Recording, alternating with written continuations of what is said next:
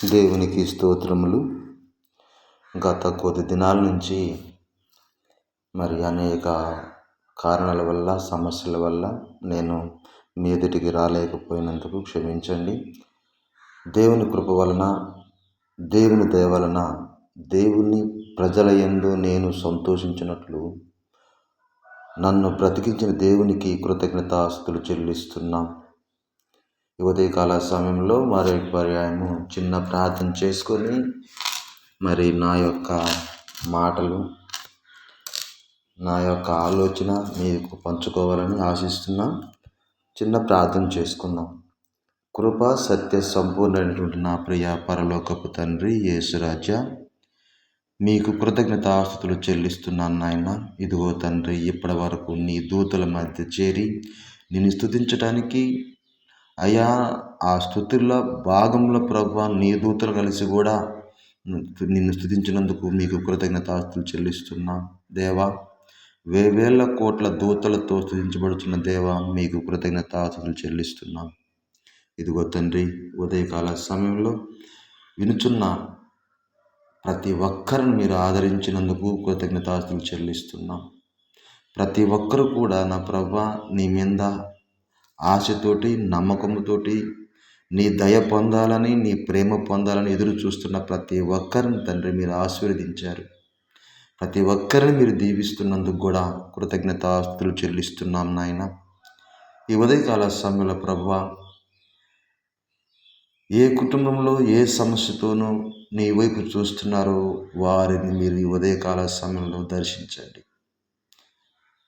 ఏ కుటుంబం అయితే సమస్యల్లో నలిగిపోయి జీవితం మీద నాకు ఏమిటి జీవితం అని బాధపడుతున్నారో ఆ కుటుంబాన్ని ఈ ఉదయకాల సమయంలో మీరు దర్శించారు. ప్రతి ఒక్కరిని వారి వారి సమస్యల నిమిత్తం నలిగిపోతున్నారు, వారి వారి బాధల నిమిత్తం నలిగిపోతున్నారు, వారి వారి పిల్లల వల్ల ఇబ్బంది పడుతున్నారు, వారి వారి తల్లిదండ్రుల వల్ల ఇబ్బంది పడుతున్నారు. అట్టి వారందరినీ ఉదయకాల సమయంలో మీరు గుర్తుంచుకొని, మీరు జ్ఞాపకం చేసుకొని, వారి వైపు చూస్తూ వారికి సహాయం చేస్తున్నందుకు కూడా కృతజ్ఞతాస్తుతులు చెల్లిస్తూ ఉన్నాం. ఉదయకాల సమయంలో ప్రభు ఇచ్చిన ఈ సమయాన్ని బట్టి ప్రభు వినుచున్న ప్రతి ఒక్కరిని మీరు ఆశీర్వదించినందుకు మీరే ఘనత, మహిమ, ప్రభావాలు పొందమని నా ప్రభు, నా రక్షకుడైన యేసుక్రీస్తు నామమున అడిగి వేడుకొనుచున్నాను తండ్రి. ఆమేన్. ప్రియ సహోదరి సహోదరులారా,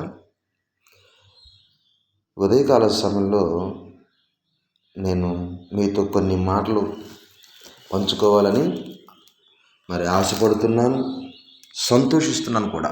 ఎందుకంటే గత కొద్ది దినాలు నేను కొన్ని కారణాల వల్ల రాలేకపోయాను. అని క్షమించండి. దేవుడు మరలా నన్ను మీ మధ్యకి నడిపించాడు. దేవుడు మరలా మీ కొరకు నేను ప్రార్థన చేయాలని, మీ కొరకు నేను తపన పడుతున్నా. కారణం ఏంటంటే దేవుడిచ్చినటువంటి ప్రేమ, దేవుడిచ్చినటువంటి కృప. నేను దేవుడిని అడుగుతూ ఉంటా, తండ్రి నేను వాళ్ళ గురించి ప్రార్థన చేస్తున్నా. నువ్వు మీరు ఒక మాట చెప్పారు తండ్రి, మీరు చేయబడి ప్రతి ప్రార్థన నేను వింటా. దేవునికి స్తోత్రములు కలుగునుగాక. మీరు చేసే ప్రతి ఆలోచనలో నేనున్నా, మీరు నడిచే ప్రతి నడతలో నేనున్నానని చెప్పి మాకు ధైర్యం ఇచ్చిన దేవా, ఈ దినము నేను నీ యొక్క మాటలు చెప్పాలని ముందుకు వచ్చినప్పుడు దేవుడు నాతో మాట్లాడి నన్ను ముందుకు నడిపించాడు. దేవునికి స్తోత్రములు కలుగునుగాక.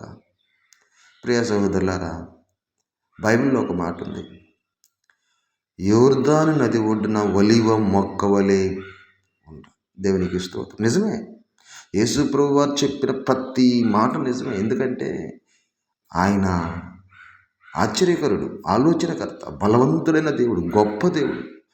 కానీ ఒక మాట చెప్తాను, మన తండ్రి దేవుడు ఒక మాట అన్నాడు, మీకు గుర్తుందో, ఉన్నవాడని అనువాడను నేనే అని అన్నాడు. అర్థమైంది ఆ మాటకి? ఉన్నవాడను అనువాడను నేనే. కారణం ఏంటంటే ఈ లోకములో ప్రతి ఒక్కరు కూడా అన్నిటికంటే పెద్ద సమస్య అప్పు.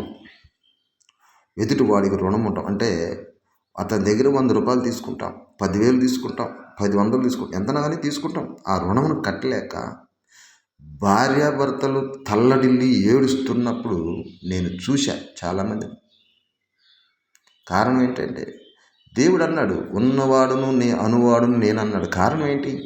ఈ రోజుల్లో ప్రభుత్వం కూడా ఏమంటుందంటే యేసు ప్రభువు నమ్ముకున్నారా మీరు ఉన్నోళ్ళు అంటుంది. కానీ ఈ దినమున మనము మరి అప్పుల సమస్యలు నలిగిపోతున్నాం.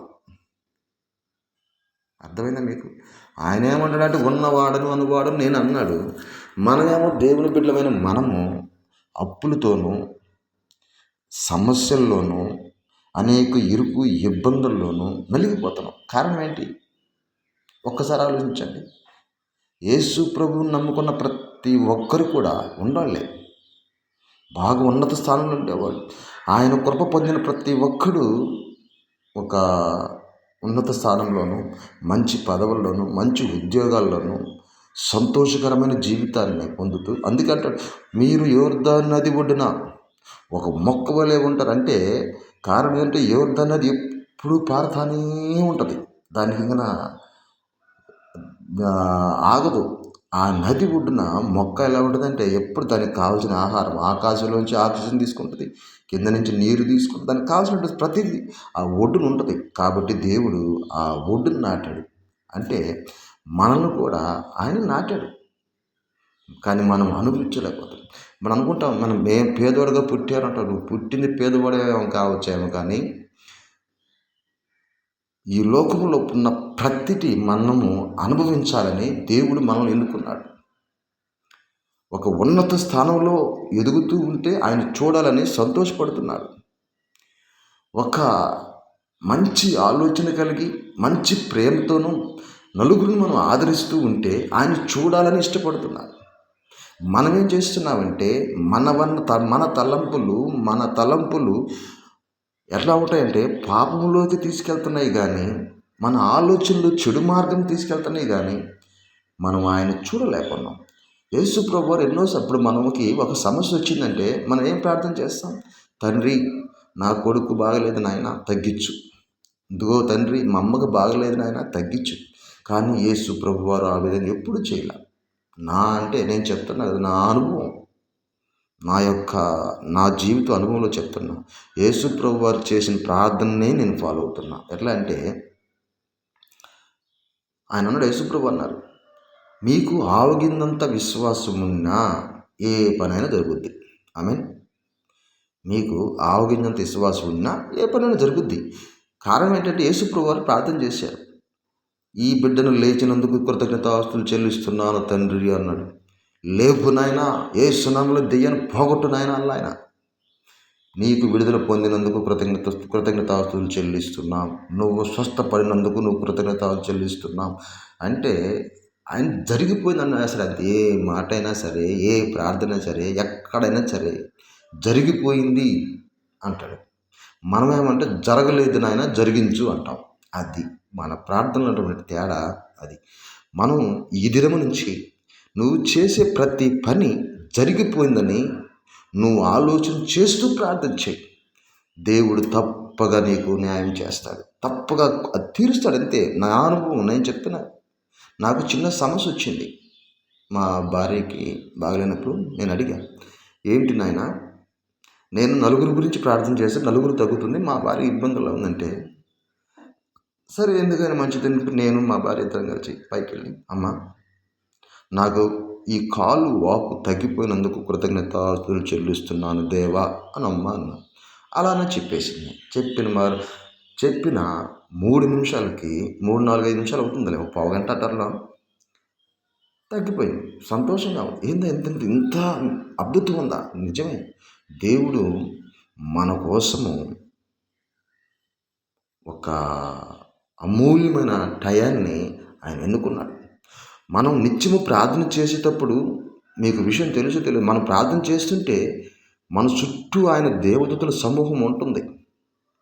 వాళ్ళ మధ్యలో చేరి మనం స్తుతిస్తున్నాం. ఎందుకంటే మనం ప్రార్థన చేసేటప్పుడు సాతాను వచ్చి డిస్టర్బ్ చేయకుండా, సాతాను వచ్చేసి దాన్ని చెడగొట్టకుండా దేవదూతలు మన చుట్టూ కాపుదలు ఉంటారు. నేను చూశా, నేను నమ్ముతున్నా. ఎందుకంటే వాళ్ళు దేవదూతల సమూహం మధ్యలో మనం ఆయన స్తుతిస్తున్నాం. దేవుడు మనకి ఎంత మరి ఘనమైనటువంటి మనకు సమయాన్ని ఇచ్చాడు. దేవునికి స్తోత్రములు కలుగును గాక. ఆమేన్.